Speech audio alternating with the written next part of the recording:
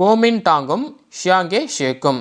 இதில் கோமின்டாங் அப்படிங்கிறது வந்து பார்த்திங்கன்னா ஒரு கட்சியுடைய பேர், ஷியாங்கே ஷேக் அப்படிங்கிறவர் ஒருத்தருடைய பேர். இந்த ஷியாங்கே ஷேக் அப்படிங்கிறவர் யார், இவருக்கும் இந்த கோமின்டாங் அப்படின்ற கட்சிக்கு என்ன சம்பந்தம் அப்படின்னு பார்க்கலாம். சன்யாட் சென் இறந்த பின் கோமின்டாங் கட்சியின் தலைவராக, ஸோ இதுலேருந்து என்ன தெரியுதுன்னா கோமின்டாங்குடைய கட்சியின் தலைவராக இதுக்கு முன்னாடி வந்து பார்த்திங்கன்னா சன்யாட் சென் வந்து பார்த்திங்கன்னா இருந்திருக்காரு. சன்யாட் சென் இறந்ததுக்கு அப்புறமா தான் இந்த கோமின்டாங் கட்சியுடைய தலைவராக ஷியாங்கே ஷேக் வந்து பார்த்திங்கன்னா பொறுப்பேற்றிருக்காரு, தலைவராக பொறுப்பேற்றிருக்காரு. அதுக்கப்புறம் கோமின்டாங்குடைய தலைவராக ஷியாங்கே ஷேக்கும் புதுவுடைமை கட்சியின் தலைவர்களாக சூயன் லாயும் மாசே துங்கு வந்து பார்த்திங்கன்னா விளங்கியிருக்காங்க. ஸோ இந்த கோமின்டாங்குடைய கட்சியின் தலைவராக ஷியாங்கே ஷேக் இருந்திருக்காரு. புதுவுடைமை கட்சியின் தலைவர்களாக வந்து பார்த்திங்கன்னா சூயன்லாயும் மாசே துங்கு வந்து பார்த்திங்கன்னா விளங்கியிருக்காங்க. இப்போது இந்த பொது உடைமைவாதத்தின் தீவிர விமர்சகரான ஷியாங்கே ஷேக் வந்து பார்த்திங்கன்னா தனது கட்சிக்குள் இருந்த பொது உடைமைவாதிகளை முக்கிய பொறுப்புகளிலிருந்து விடுவித்தார்.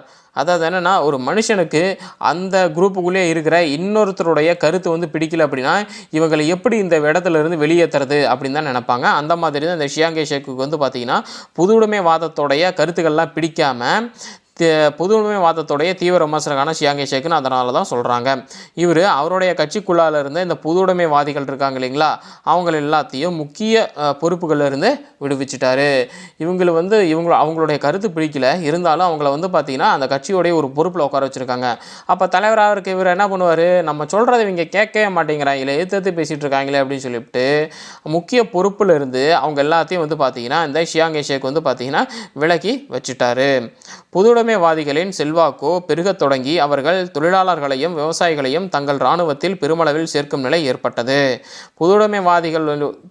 பொதுவுடைமைவாதிகளுடைய செல்வாக்கு பெருகத் தொடங்கி ஸோ அவங்க மேலே வந்து பார்த்திங்கன்னா ஈர்ப்பு அதிகமாகுது. யாருக்குன்னா தொழிலாளர்களுக்கும் விவசாயிகளுக்கும் வந்து பார்த்திங்கன்னா அவங்களுடைய கருத்து மேலே ஈர்ப்பு அதிகமாகுது. அதனால் ஆட்டோமேட்டிக்காக அவங்களுக்கு வந்து பார்த்திங்கன்னா செல்வாக்கு வந்து பார்த்திங்கன்னா இன்க்ரீஸ் ஆகுது. ஸோ அதனால் தொழிலாளர்களும் விவசாயிகளும் வந்து பார்த்திங்கன்னா அவங்களுடைய இராணுவத்தில் பெருமளவில் சேர்க்கும் நிலை வந்து பார்த்திங்கன்னா ஏற்பட்டுடுச்சு. மேலும் வெற்றிகரமாக இவர் வந்து பார்த்திங்கன்னா 1928ஆம் ஆண்டு இந்த ஷியாங்கே ஷேக் வந்து பார்த்திங்கன்னா 1928ஆம் ஆண்டு பீகிங் நகரம் வந்து பார்த்திங்கன்னா கைப்பற்றினார். மறுபடியும் சீனாவில் ஒரு நடுவண் அரசு உருவாச்சு. ஸோ ஷியாங்கே ஷேக் வந்து பார்த்திங்கன்னா பீகிங் நகரை எப்பொழுது கைப்பற்றினார் அப்படின்னா 1928ஆம் ஆண்டு வந்து பார்த்திங்கன்னா கைப்பற்றியிருக்காரு.